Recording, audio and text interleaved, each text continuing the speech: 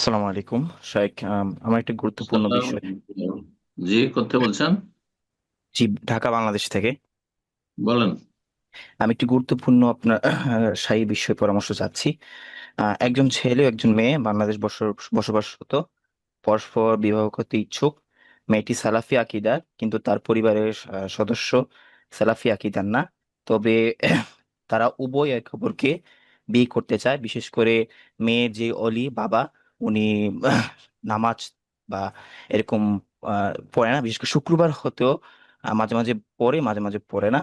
এখন হুম। সেই অনুযায়ী মেয়েটি আহ ওই ছেলেকে বিয়ে করতে চাচ্ছে।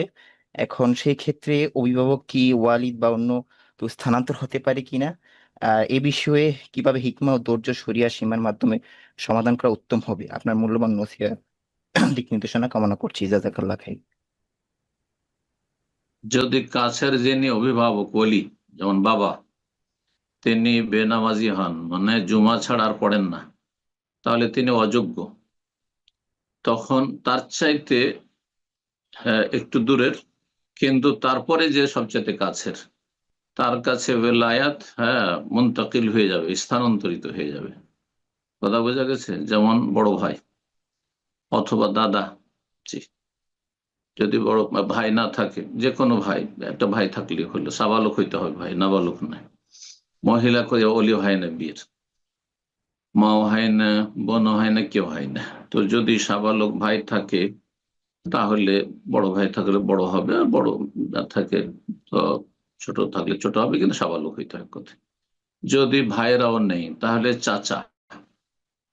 চাচা নেই, তাহলে চাচা তো ভাই, যে নামাজি। জি। মাঝে মধ্যে একাদক্ত যদি ছাড়ে, তাহলে সে ফাসে, কিন্তু সে অলি হইতে পারবে।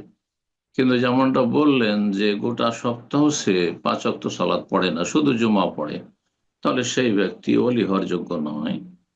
কিন্তু তার মানে এই নয় যে সে মেয়েটি ছেলেটিকে পছন্দ করে এই আবেগের ভিত্তিতে, বাবা আমার বেনামাজি, সুতরাং সে তো আর অলি হওয়ার যোগ্য নয়, আমি কোর্ট ম্যারেজ করে নেবো। হারাম, এটি জায়েজ নয়। এই সুযোগ নেই। কিন্তু গোটা বংশে তলাশ করতে হবে কে কাছের অলি আছে। বারাকাল্লাহ ফিকুম। জি।